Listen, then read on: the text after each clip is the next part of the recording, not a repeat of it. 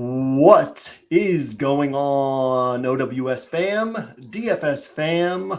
Welcome to week 4. This is the DFS Lab with myself, JM to Win, and Keegan. Today we will be opening the week 4 slate for the first time on Draftkings, taking a look at what this slate provides for us, taking a look at some of the available pricing and setups, and obviously building a roster to kind of get a sense of not only how to potentially put together roster on the slate, but also to talk through strategy and what it means to be building a roster that is actually playing for a first place finish. That's where most of the money is. If we're playing that way, we're going to make money in DFS over time. So with that, let's get started. 1 week season. Yo, Keegan, how are you? I'm great, man. I'm great. Had a good week. Had a good football week. Not in DFS again in some prop bets. I had a really big 6-leg hit. So Ooh, that nice. was cool. Yeah. Nice. So not a great DFS week, but a good week overall. Yeah, because I tried doing the MME and I spent 6 hours Saturday night, or 3 hours Saturday night, and then 3 hours Sunday morning. And when I went to go enter in my mass 150 lineups, I clicked the button.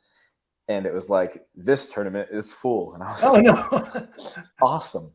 I love that. Yeah. So what you'll want to do, well, we'll talk about this, but what you'll want to do next week is reserve those 150 entries. And then they're already reserved. And then you can just upload all the lineups to those entries. With those entries, do you feel like there would have been some that would have had a shot at, did you have Bills defense? I guess is the big question. Yeah, I did. I had Bills defense. And, so I was really upset that those didn't enter. And so I just started I probably definitely should not have done this, but I entered in 4 $12 tourneys, and I just used 4 of the lineups from the 150. And then I entered in 20 $1 tournaments. And one of them actually did really, really well, but it just didn't give me that much money because it was a $1 tournament. It was 20 entry max. So yeah. And that's one of those things too, where, we had a guy a couple of weeks ago who finished first in a $2 tournament for $100,000. But once you start finishing back in those, if they're able to dedicate $100,000 to first place in a $2 tournament, then that means there's that much less remaining for second place, third place, and so on. So you really got to finish at the top of those. But it is nice to have those weekends where the pieces are there, and obviously a bummer that you weren't able to get those 150 entered. And that's also one of those things you can deal with it in business and investing and crypto and DFS, where the emotion takes over and you start making decisions based on those emotions. And a lot of times it ends up being bad decisions. So one of those things you just learn from over time. But yeah, thankfully it wasn't a painful washout for you or anything. I had a weird weekend myself. I had, it was, I talked last week, it was a tough week for me just in terms of the week didn't set up in a way that's typically profitable for me. But I told you last week that kind of Thursday night, I really solved what I was missing and how to attack the slate. And it was, I ended up down a little bit of money, but it was one of those weeks where if all the pieces had fallen in place on the right rosters, I could have finished up a ton of money.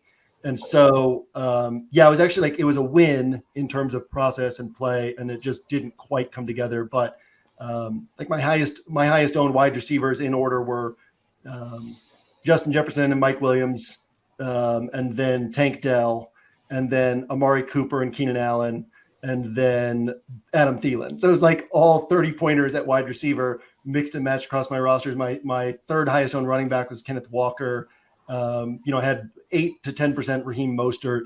And so I had no Bills defense, but it just all those pieces didn't quite line up. I had a roster that finished top 60 in the slant. So that was still pretty sweet to have a roster that had a shot, but I had kind of the pieces to have rosters that finished in first place, and it just didn't the pieces didn't quite line up. So I was really happy with the weekend and really happy with my play, given that heading into Thursday evening, I was man, I don't know if I'll do well on this week. And then by Sunday morning, I felt really confident in the way I had attacked it.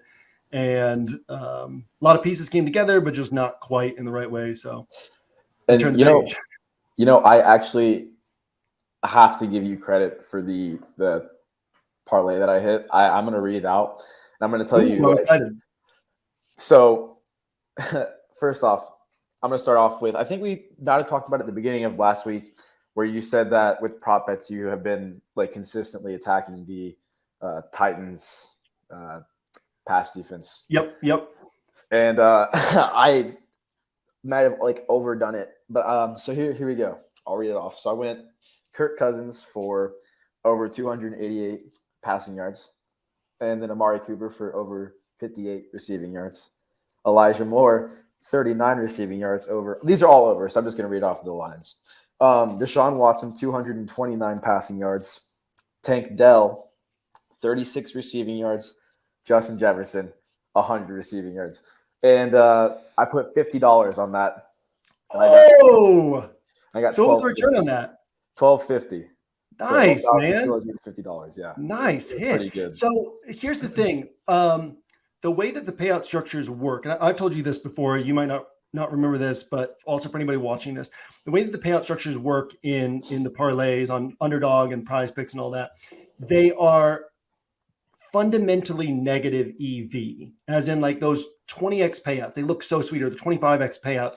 They look so sweet, but the math on it is that you are guaranteed to lose money over time if these are 50-50 bets. So if you're taking, even if they're 55-45 bets, if you're taking a 55-45 bet from this game and a 55-45 bet from this game and this game and this game, you're going to lose money over time. And so the winning formula is in these correlated bets. And actually, Underdog actually prevents you now from having direct correlation of like over passing yards and over receiving yards from the quarterback in the same wide receiver, but you can do like over targets and over passing yards or whatever, right? But the idea is if a game goes way over, then all those pieces go way over. So like, obviously you're going to get that all the way wrong if you get it wrong, but that's okay. Because if you like, I had a bunch of this last weekend because I typically hunt through and find like the 4 or 5 spots that I'm really confident in.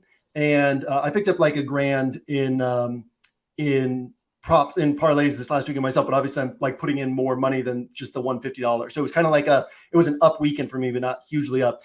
But I had like several that were like Tank Dell, Deshaun Watson, Amari Cooper, like 4 or 5 guys that hit, or 3 or 4 guys that hit, and then like Gerald Everett under receptions because his role hadn't been as big as the line was showing, and then he ended up with a bigger role in this game. And so like I had several of those where it was like one wrong, right? And so you don't get that payout. And so the thinking can be, well, I want to hedge my bets across the board and like not have heavy concentration on this one game or this one offense. But realistically, if you get one thing wrong, the whole thing's wrong.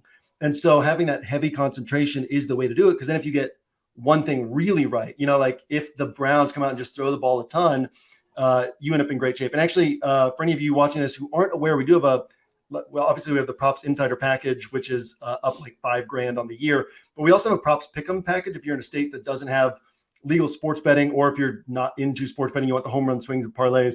And yeah, I dropped that in there on Sunday morning, was like that I was taking overs on the Browns passing attack and Alexander Madison rush attempts, which is at 12 rush attempts. And we talked last week about all the coach speak from Kevin O'Connell and all the stuff they were talking about. They were going to run the ball more. So I think Madison had like 18 or 19 rush attempts last week. And obviously Deshaun Watson went over on the pass attempts. Amari went over on the yards. Elijah Moore went over on the yards. So yeah, those are like when you can find those correlated bets, that's the way to hit it. So yeah, congrats. Nice to have a big hit like that. Yeah, it was really nice. I had like almost all of my bets this last week and tied to Mike Williams over 4.5 catches. Cause it was like, Mike Williams doesn't go over 4.5 catches. Either this game is going way different than expected, or he's getting hurt, which he got hurt and still got hurt. Yeah. Over 4.5 catches. So yeah, it ended up working out on my end, kind of having that anchor bet there. So yeah, let's go ahead and turn the page to week 4. And it's funny, like I went through the slate on Monday and I was like, man, there's like so much to like at the quarterback position. And then I went through the slate last night and I was like, there's so little to like at the quarterback position, which just tells me it's not about like how much or how little there's to like. It's not about the ceiling on these players. It's just that I haven't found the separation yet from like who I like more than another, right? I mean, like Josh Allen, there's been so much praise given to him from the Bills this season about taking the check down passes, not trying to hit the home run ball. This last week, there was all this praise for him about sliding. There was a couple times where he slid instead of trying to barrel through somebody. And he talked about it after the game. Sean McDermott talked about it after the game. Other players talked about it after the game. Josh Allen said that some of the players owed him some money for bets that they'd placed on him that he wouldn't slide. Like, so there's all this talk about basically turning him into like a safer version of himself, which is great for the Bills, but it takes away some of his ceiling. Obviously that game could go nuts, but Buffalo has a really good defense. And you know, we saw what the Patriots did to Tua and to Tyreek Hill. They were able to find a way to slow them down. Jalen Hurts, right? Probably has a really nice game against Washington, but Washington's a really good defense. Can Jalen Hurts put up like a 30, 35 pointer? Washington probably doesn't keep pace in that game. The Raiders probably missing Jimmy Garoppolo. So can they keep pace against Justin Herbert and force him, again, he's a pocket passer, force him to have 350, 400 yards and 3 touchdowns at 7,800. Lamar Jackson playing one of the toughest defenses in the NFL in Cleveland. We just talked about Tua. Kirk Cousins playing a Carolina defense that's pretty good through the air. They've got some injured pieces in the secondary, but pretty good through the air, pretty attackable on the ground. Anthony Richardson obviously has a lot of ceiling, but 6,700 is a high price tag. Justin Fields has looked awful, but he's playing this bad Denver defense. So you kind of go down the list. Joe Burrow playing this Tennessee defense that we attack all the time, but he also has this gimpy calf and they haven't been throwing the ball downfield. So yeah, it's just like you can go down the list and you can find attractive elements for all these pieces, but not real. Like there's nothing where you're like, yeah, but this guy is likely as to ascend. Obviously it's Wednesday as we record this, a lot of time to sort through the slate, but that's kind of how I'm seeing things right now. Any thoughts from you on the quarterback position in that regard? Yeah, I'm always iffy to play this guy, but sometimes he does, have a breakout 30-point game. Kirk Cousins, I mean, he's a pocket passer, but to be fair, he could definitely go off against the Panthers with 4 passing touchdowns, possibly. I mean, give Justin Jefferson another 100+ yard game, which has he not had a 100-yard game this season? Jefferson, no, he's at 100. He's at 149 plus in every game, dude. It's crazy, and I don't think that's going to break this week. But I mean, I could be wrong. Another guy like C.J. Stroud, I've been on him all year. They're playing the Steelers, aren't they? Yeah. I don't really know. So I like to attack defenses personally, but I don't really know how the Steelers defense plays because I don't really play teams against the Steelers. Like usually in most slates, I find other more appealing games. But yeah, I mean, Steelers are going to be near the top of the NFL every year in sacks. So from that standpoint, I almost tweeted the other day. I was watching the Lions game from this last weekend, and I almost tweeted that Jared Goff is one of the best quarterbacks in the NFL when he has a clean pocket. And then it was like, well, most quarterbacks are really good when they have a clean pocket. It's like, and Jared Goff is excellent when he has a clean pocket. And he's got a great offensive line, which is why he's looked so good with the Lions. But the like having a clean pocket helps so much. And you don't have a clean pocket much against Pittsburgh. That does mean you get the ball out a little bit quicker. So you have a little bit more ball out quick type approach, but it's more similar to, and Pittsburgh has a better pass rush than Baltimore, but it's more similar to that game against Baltimore where, we look through the game log and you see 44 pass attempts, 242 yards. It's harder to get to one of those 300+ yard games against one of these defenses that forces you to get the ball out quickly. The Steelers are good on the back end, not great on the back end. So it's certainly a matchup you can win. But I mean, this is what I'm saying, right? Like if I'm Kevin O'Connell and I'm calling this game for the Vikings, I just got Cam Akers and the Panthers are really good in the secondary and really bad on the ground. And I mean, you watch the Seahawks game, like there were a lot of plays where the Seahawks offensive line was getting 3 or 4 yards of push on the Panthers offensive line. So if I'm Kevin O'Connell and I'm watching that, like that stands out to me. That's something I want to attack. So can Kirk Cousins throw for 300 yards and 4 touchdowns? Yes. But like, do you have high confidence? No. Right. And so when we're looking, if we're talking large field tournament, there is an element of saying who can go for 30 points.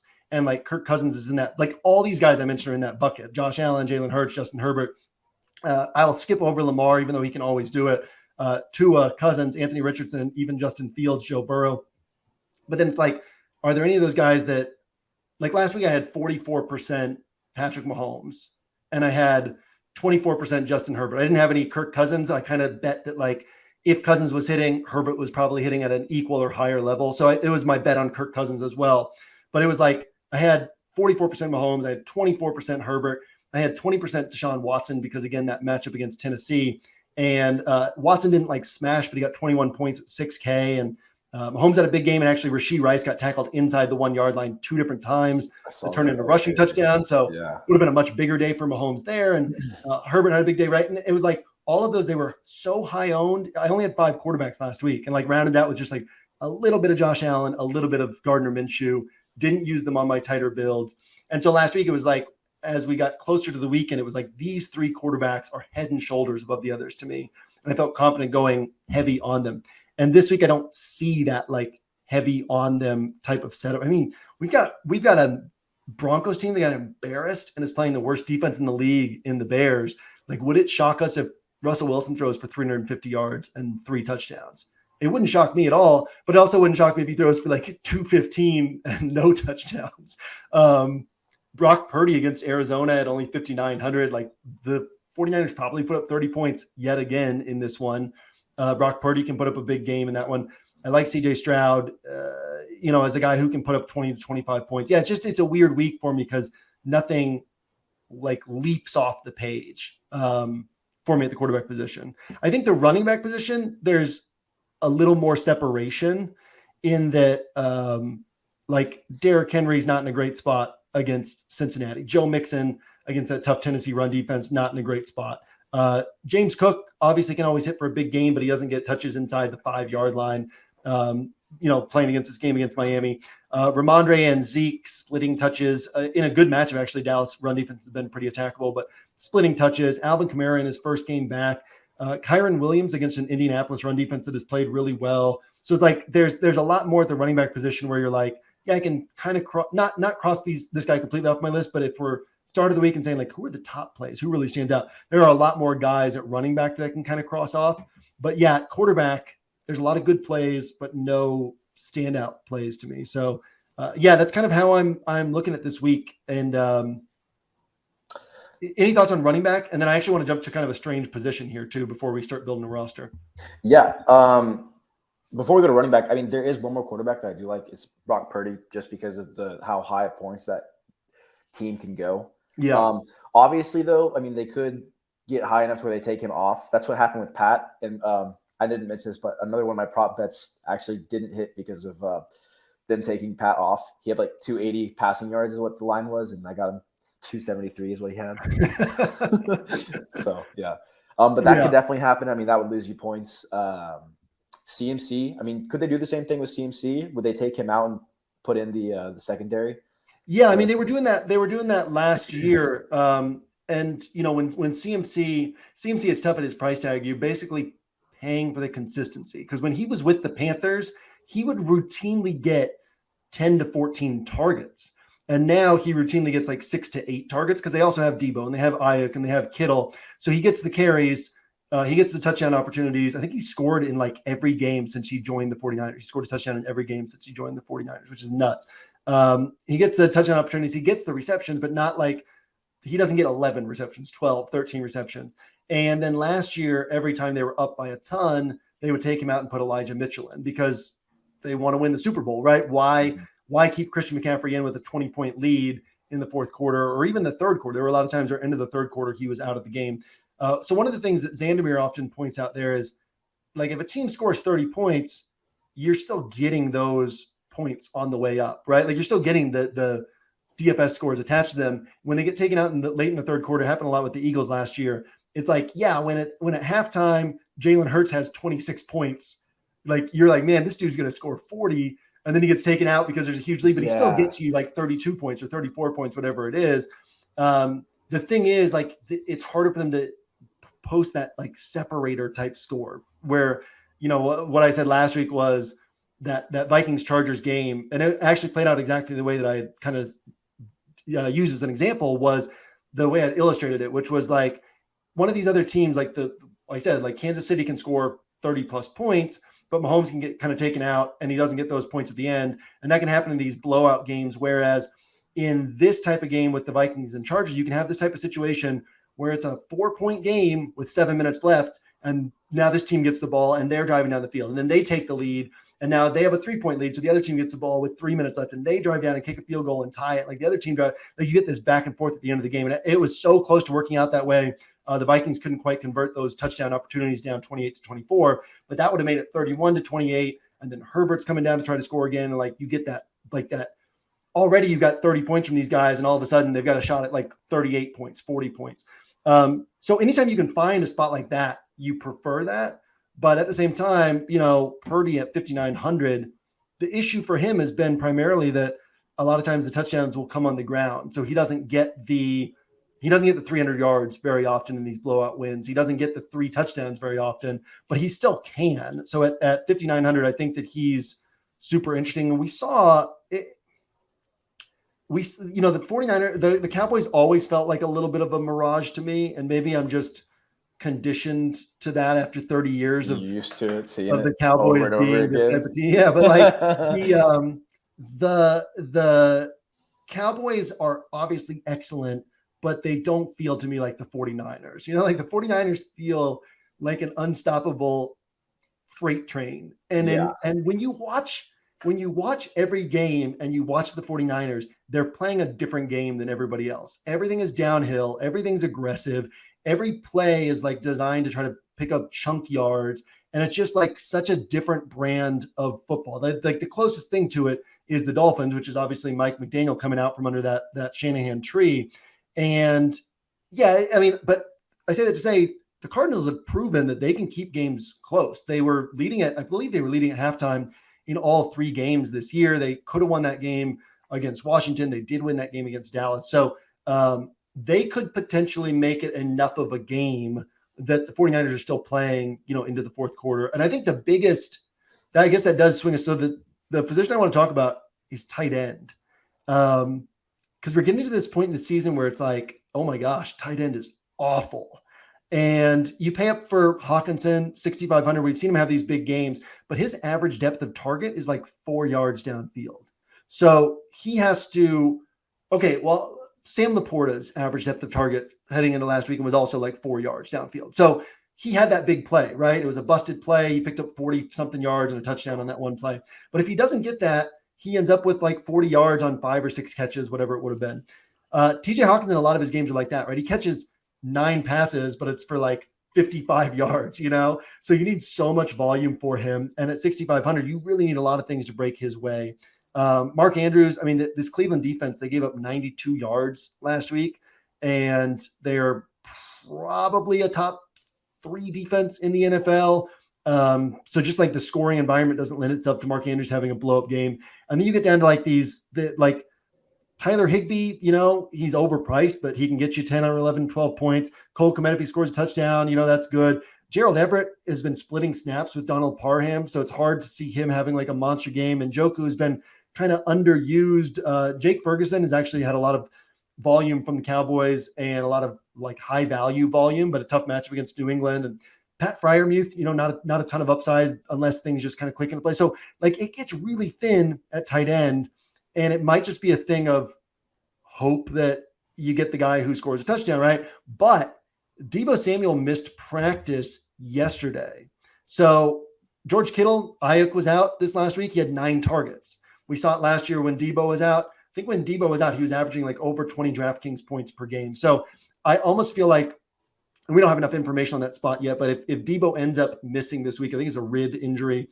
If Deebo ends up missing this week, I could see myself going 100% Kittle, because can he miss? Yeah, but so are most tight ends going to miss. And can he hit? Yeah, he can hit for a monster game. And then the one sort of drawback I see there, and the one other unique component about the slate, is the value's gone, man. Like I was basically half of my rosters had Tank Dell back-to-back weeks, at 3,300, 3,200, and then 3,600. And then I had a bunch of Adam Thielen last week. And it was cool because I had, Tony Pollard didn't hit, but I was trying to force in some of these Pollard Jefferson rosters because I knew most people wouldn't be able to build those. And that forced me on to like Thielen and Tank Dell on those rosters. So you're still picking up 60 plus points from these 2 cheap guys, plus 30 points from Jefferson and 20 plus points from Pollard. But yeah, this week it's like, we're kind of down to the weeks where I guess I'll say it like this, right? Like there's attractive pay up options. There's obviously Justin Jefferson and Tyreek Hill on this slate. There's Stephon Diggs. There's Devontae Adams. There's Keenan Allen without Mike Williams. There's Jamar Chase in a good matchup against Tennessee. There's AJ Brown. There's Devontae Smith. Like even Chris Olave at 7,100. There are a lot of attractive pay up options, but you kind of got to take these total like 3-4 target dart throws to fit them in, or you have to say, okay, I can't get in 2 of these expensive guys. I can only get in 1 of these expensive guys and be a little bit more solid across the board in where I'm going at wide receiver, running back. Because you can get up to 5,500. Jacoby Myers looks really attractive with the how concentrated that offense is. Or George Pickens is up here, Cortland Sutton's up here, Nico Collins is up here. Like there's a lot to like once you get up into this 5K range. But down in like the 4K and below range, it's really, really thin this week. So, that's kind of what I'm seeing in terms of how this slate shapes up. Any final thoughts from you before we dive in and build a roster? Not really. The only thought that I have is that, the tight end is very dry this week. It's the best way to describe it. It's desolate. Yeah, it's desolate. and it's like if Debo plays, Kittle can still hit, but his percentage chances are pretty low. And on a week where everybody's going to be like hunting for something that can hit at tight end, I could see his ownership being a little bit higher than it should be with Debo and Aiyuk both on the field. Not to say that I definitely won't go there, but just to say like that it almost becomes one of those spots where then you just say, who's the cheap tight end that people won't play and can score some touchdowns? Or who's the tight end who's attached to my stack? Like it's honestly somewhat amazing that I didn't have a big weekend last week. Obviously the Bills, I've said that before, right? Like you can have a big weekend and you're like, man, I dominated this week. And then you look at like your defense scored 30 points. And you're like, if I had a defense that scored 6 points, I would have finished out of the money. It's like that defense difference can make or break your week. But like I had a lot of rosters that were not a lot, but like 6% of my rosters maybe that had Justin Herbert, Keenan Allen, Mike Williams, and Donald Parham. Just because that's always a sharp way to round out your roster is to say, look, if tight end sucks, who's the tight end attached to the passing attack that I'm betting on? Parham goes out and scores 2 touchdowns, right? So that's the other way to kind of play this week is like, who's the tight end that is attached to my passing attack? But yeah, like getting the cheap tight end who scores a touchdown or 2 could end up making a difference. Or you kind of go back to the well on Zach Ertz or the sort of low ADOT Dalton Kincaid or Dawson Knox. I was trying to say Dalton Knox. But yeah, it's a thin week at this position. So with that, let's go ahead and build a roster. So if you're new here, the concept of this show is that I've been playing DFS for 10 years, been playing at a pretty high level for 10 years. Keegan's been playing for a few years, kind of picking up the ropes, right? And so he gets to be a proxy for the audience, kind of guide us through what he's seeing, ask questions, and we can all kind of learn things along the way. I learn things along the way and start getting us prepped for the slate, but also help us see how we build sharp rosters. So Keegan, one of the things on a week like this is I probably do want to place a concentrated bet. As in, if we're talking about like trying to win a tournament, I want to place a bet where it's like, okay, I'm going to bet on this passing attack having a big game, right? So even if that's Kirk Cousins and Justin Jefferson, like I want to bet on something having a big game rather than kind of hedging my bets, because it's when there's more uncertainty, people are going to be more likely to be like, okay, and I'll take a bet over here, I'll take a bet over there, and kind of spread things out. But if we can concentrate our bets, it gives us a greater chance of finishing in last place, but also gives us a greater chance of finishing in first place. And those top spots is where all the money is. So with that, I'll turn it over to you. Where do you want to start this week? I would like to start with Brock Purdy. Ooh, I like that a lot. And we can kind of make again, it's Wednesday. We don't have a lot of information, but we can, from this thought experiment of building a roster, seeing what we want to do, we can determine whether we want to decide that Debo is playing or not. You know what I mean? Yeah. So do we want to say that Debo is playing in no. This roster? Or no, he's out. All right, Debo's out, which gives us, I would imagine, lock button on Kittle on this roster. Yes. Yeah. And there's interesting elements here that we can play around with in that there's probably going to be about 80 DraftKings points available to skill position players on the 49ers. So if we take Kittle plus Aiyuk plus McCaffrey, that comes out to about 20K, which would give us about 4X if all of those points flow through these three guys. The other way to look at it is that, so Aiyuk's a little more expensive than I was realizing. But the other way to look at it too is that if there's 80 points available, maybe 10 points flow to Jawan Jennings or whoever else, right? But like if there's 80 points available and they don't get spread out evenly across the three guys, but they just land on two guys, then having those two guys like bolts us way past the field. So like I would then mix and match lots of different combinations, right? I would probably force myself to have some rosters with no Kittle, and I'd have Aiyuk and CMC, and then a lot of rosters with CMC and Kittle, a lot of rosters with Aiyuk and Kittle, and then in smaller field play, some rosters with all three of them. So which direction do you want to go? You want to go all three, or are you just kind of getting a look at what that looks like? Man, I was getting a look, but I mean, that really chains down our salary. What are the odds that, I mean, obviously it's probably lower to have CMC out of there odds wise, because I mean, if they're going to be scoring a lot of points, Christian McCaffrey is going to be getting some of those points. Yeah, I mean, what has happened so far tells us that he will score 25 plus points, right? But what has happened isn't necessarily what's going to happen. I would say you got to say there's at least a 10% chance that he has, like 17 points or 18 points and the touchdowns flow different directions. And if that happens, like that's not the way most people will be betting on it, right? So yeah, I don't mind the idea. And again, what I would want to do is I would want to, like, let's say that I say, all right, 10% of my roster is going to be Brock Purdy. And let's say Debo's out. Well, if Debo's out, I'm going to have a lot of these 49ers because you have these 80 points that they are typically going to get. And they can score 100 plus points, these skill position players, but you get 80 points and it kind of gets condensed down to 3 guys instead of 4 guys. And so you really like that because it takes away some of the guesswork. And so across a lot of my rosters, I will have 49ers pieces mixed and matched in different ways. So like on this roster, we can mix and match it this way. We can also recognize that this is a little more uncomfortable, right? And so like we would want to have a little bit more CMC than Aiyuk and Kittle. We would want to have more like CMC Kittle or CMC Aiyuk than Aiyuk Kittle, but we still want to have some Aiyuk Kittle because recognize this is a way it could play out. And then in smaller field play where we're trying to win out of 200 rosters or 500 rosters, putting all 3 of them on is really sharp because then you raise your floor so much. And then on the off chance they have a monster game, you get all those points. So but this would be kind of like a more mid to large field play. You could even do this in smaller field, obviously, but take a different direction and free up some salary. And then we could think, okay, the people who have CMC, what are they not able to do, right? So now we're betting on not CMC having a bad game, but we're betting on him having a disappointing game at his price tag, which would mean Aiyuk and Kittle are taking points away from CMC. Purdy's taking points away from CMC.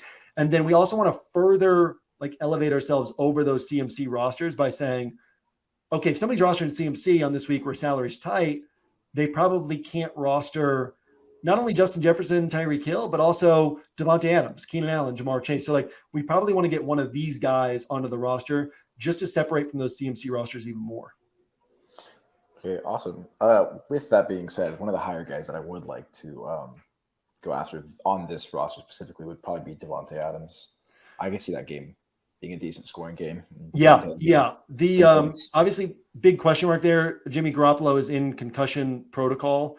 So they're either down to Brian Hoyer, who I don't know how old he is now, like 36.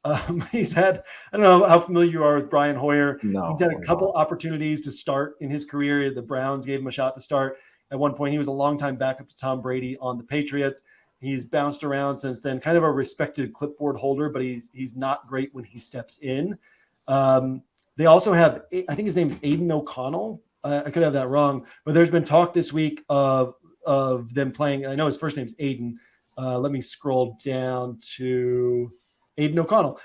So I know nothing about Aiden O'Connell besides that he's their third quarterback. He's been healthy and active so far this season, but there's been talk of, Hoyer's the backup because he knows everything, right? but is he going to come in and win you a game like this? Probably not. So there has been, kind of questions about would Aiden O'Connell start this week if Garoppolo's out, because maybe he gives a little bit more upside. So we'd have to learn more about Aiden O'Connell before we could feel confident. But on this roster, we could basically say Jimmy G is starting. And then if that's the case, we feel confident with this Devontae Adams play.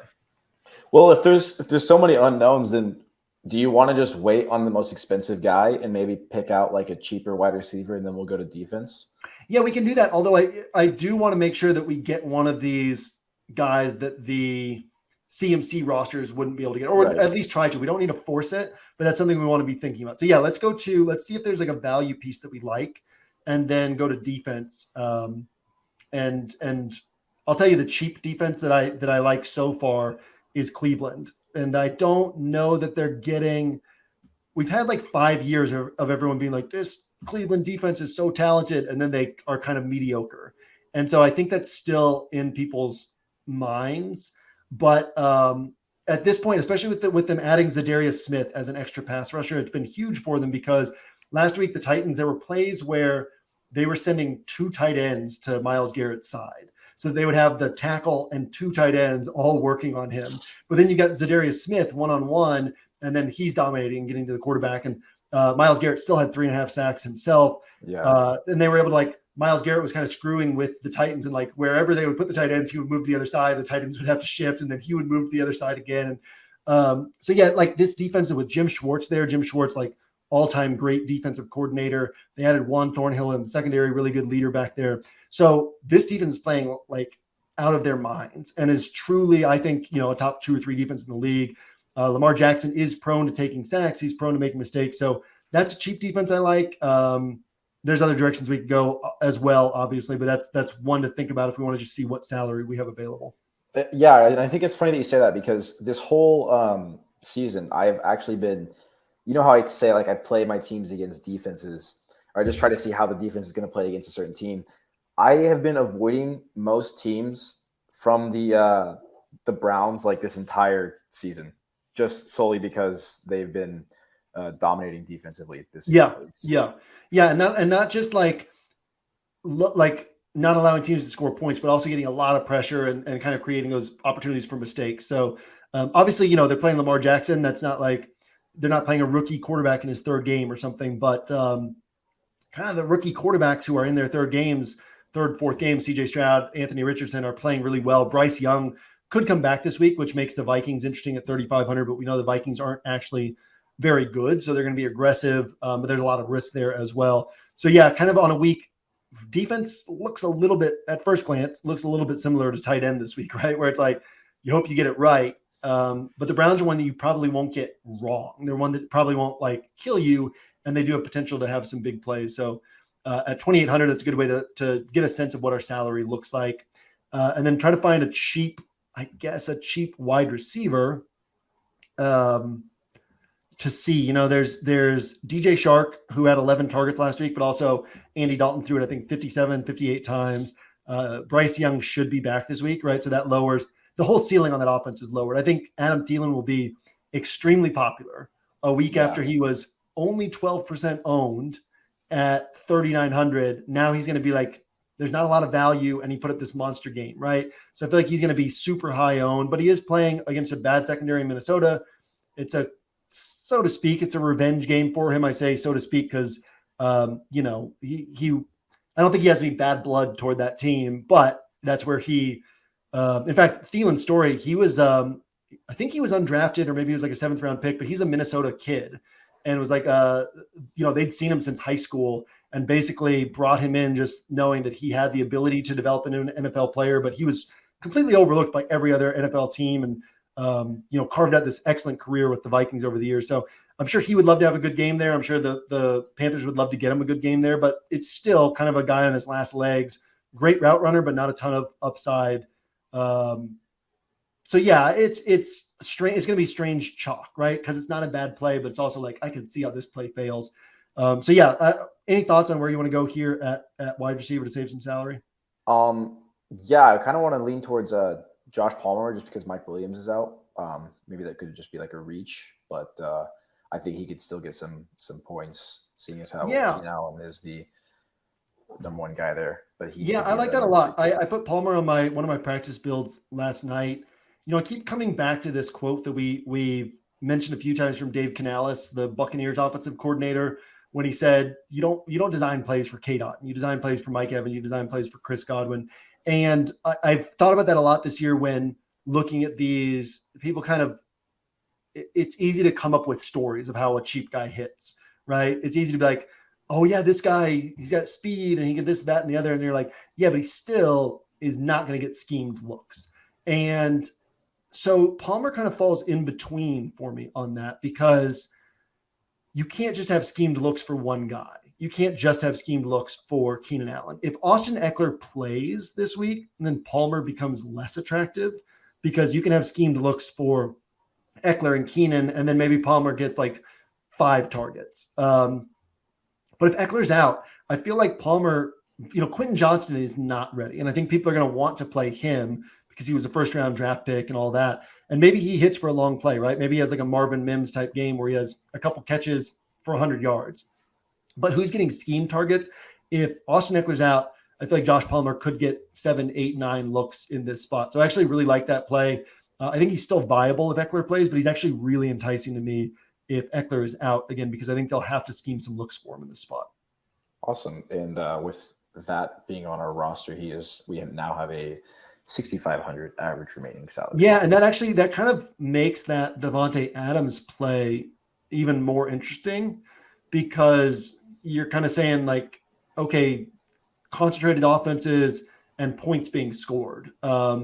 And instead of Davante Adams, we could go Jacoby Myers and then go a different high price guy, right? Like we go Jamar Chase and Jacoby Myers, because Jacoby Myers has had 10 plus targets both games that he's played as well. And we have the salary to do that. And we're aware then of what other people's rosters are going to look like. Most people will only be able to pay up for one guy. I think that Palmer will have some ownership, but I think that just the structure of this slate, most people won't be able to pay up for Keenan Allen and Davante Adams, or if they do, they're going to have to take sacrifices elsewhere. Most people won't be able to pay up for CMC and one of these high-priced wide receivers. And there's a lot of attractive pay-up options, which means things should get kind of spread out. Like I don't think there's going to be one expensive guy who's 30% owned and then a bunch of others at 10%. It's like Jamar Chase is attractive, Davante Adams is attractive, Keenan Allen is attractive. So that should naturally spread out ownership. So accounting for the fact that Davante Adams will be on a chunk of rosters, accounting for the fact that CMC will be on a chunk of rosters, and we're trying to take points away from those guys as we also get to Jamar Chase or whoever else we want to go to in this spot, kind of lines us up really nicely on this roster. Okay, awesome. I think maybe we should grab like a mid-priced running back again, just to get a sense of our salary, and then we'll go. Cool. Yeah, I think there's final pieces. A number of interesting guys to think about it. I think obviously we've got Jacoby on this roster, so we don't necessarily want Josh Jacobs, and he's not quite mid-priced, but I think he's very interesting. DeAndre Swift, I think he'll be popular just because of what he's done. And in my head, I argue like, well, he hasn't caught any passes. But Nick Sirianni said on Monday, he basically was talking about what a great pass catcher DeAndre Swift is. And he said, we just haven't had the chance to show that yet. Like that hasn't been something in our arsenal that we've had to use yet. So that's still an arrow in the quiver that the Eagles have, is that they will use him in the scheme passing game. And we've seen what he's been able to do on the ground. Jerome Ford, interesting, although I kind of am concerned that he won't be he won't have like a Nick Chubb role of like 20 plus touches, right? Because last week they also gave Pierre Strong touches. They gave Kareem Hunt touches. But Jerome Ford is interesting down here. Cam Akers, if we wanted to take a swing, last week, my big mistake was Kendre Miller and overrating my ability to predict what the Saints were going to do in that backfield. The week before that, I had a little bit of Hunter Renfrow where I was overrating my ability to predict what the Raiders would do in that situation. So I'm a little gun shy on Cam Akers because they probably will still use Madison as the lead back in this spot, but Cam Akers is more explosive. So, that's one of those where it's like, we're taking on more risk. Same thing with Roshan Johnson in a good matchup against Denver. He seems to be ascending as the lead back in Chicago, but a bad offense, and we don't really know if he'll get the full workload. So, yeah, the first place where we have like low question marks is at DeAndre Swift, Miles Sanders, Zach Moss. Zach Moss is really in the Jonathan Taylor role. He's going to get 22 plus touches every single game. And I think that's kind of where things get really interesting here.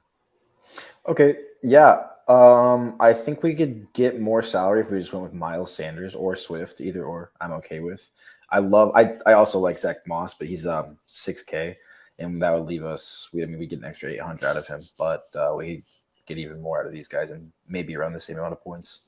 Yeah, I would go Swift over Miles Sanders just because whatever team is likely to score more touchdowns is likely to produce a higher game for their player, especially if Bryce Young is under center again for the Panthers.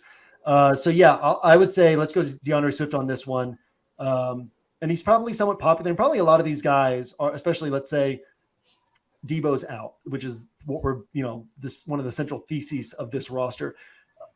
We have a lot of guys on here who are going to see ownership, but what that means is all these guys are good plays, right? So then the next question is high ownership is fine as long as it's put together in a unique way. So the next question is this put together in a unique way? And to me, it is. Like, I don't think a lot of people will go with the Aiyuk Kittle Purdy setup. I don't think that a lot of people will go with Jacoby will be there, right? But a lot of people won't be like Jacoby and Palmer when you have Keenan and Devontae there. So we're building a unique setup with players who will be somewhat popular because they'll be good plays.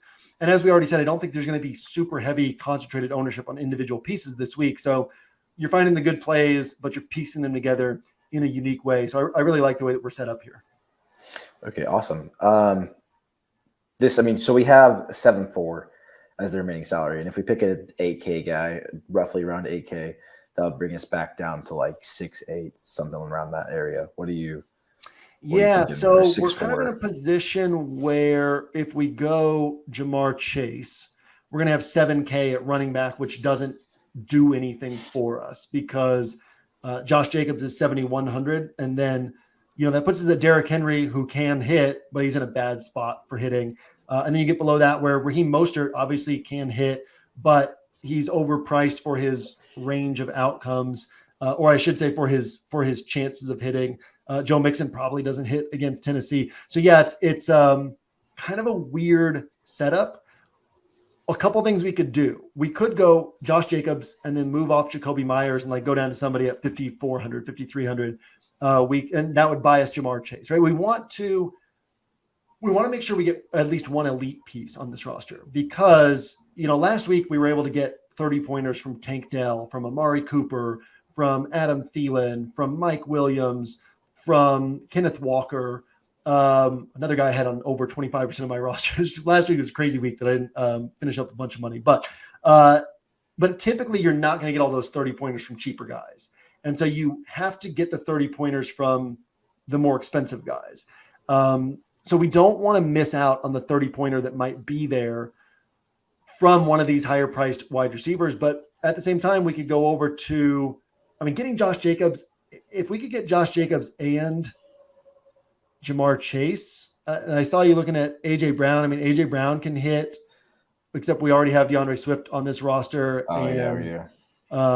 And AJ Brown is more volatile in his, Jamar Chase is going to hit 8 times this year, more than likely, 7 to 8 times.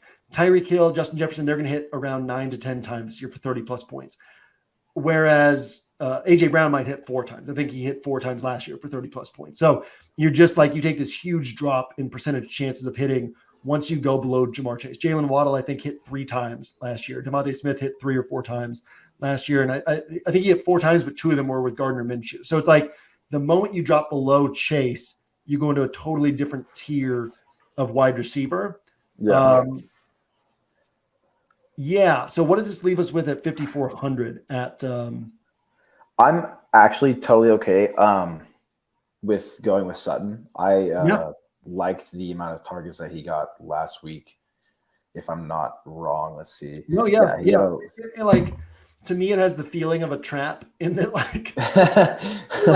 what this week him get 5 targets and Judy get 12, right? And nobody's going to want to play Judy at 6,600 after Sutton saw more targets. But at the same time, we have to go with what we know and what we've seen. And what we know and what we've seen so far is that it's a new offense. It's Sean Payton's calling plays he wasn't calling plays last year, and Sutton's being emphasized. So, 5,300, it's hard to argue against Sutton.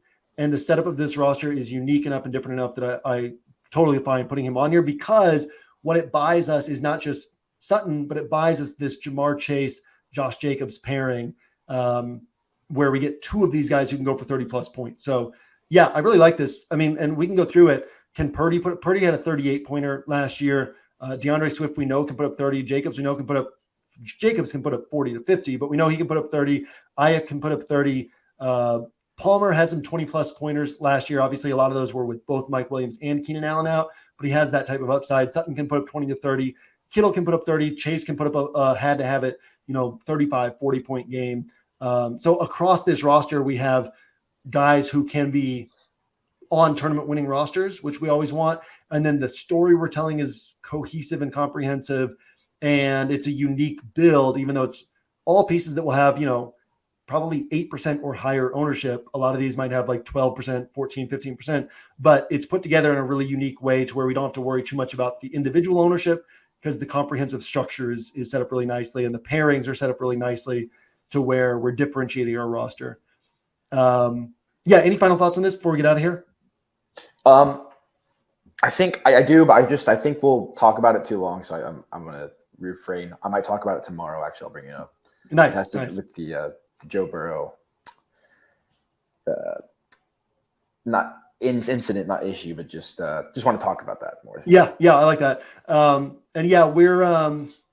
Burrow's interesting because we can forget how good he is, right? And he can come out against Tennessee, this pass defense that's allowed like the deepest pass, the highest deep pass play rate in the NFL. And, he can come out and put up 380 yards. He's limited mobility, but like he can still throw from the pocket. Tennessee hasn't gotten pressure this year. So yeah, I think it's an interesting week in all, right? We can come back tomorrow and find out that Debo practiced in full on Wednesday, and like the whole thesis behind this roster is broken. So, it's a good way to get a feel for the week. And I think it gives us a good sense of early on, like what makes this slate unique, which is one of the big things that we want to be looking for early in the week, is not making decisions, but collecting information. So with that, we'll get out of here. Keegan, as always, thanks for hanging out.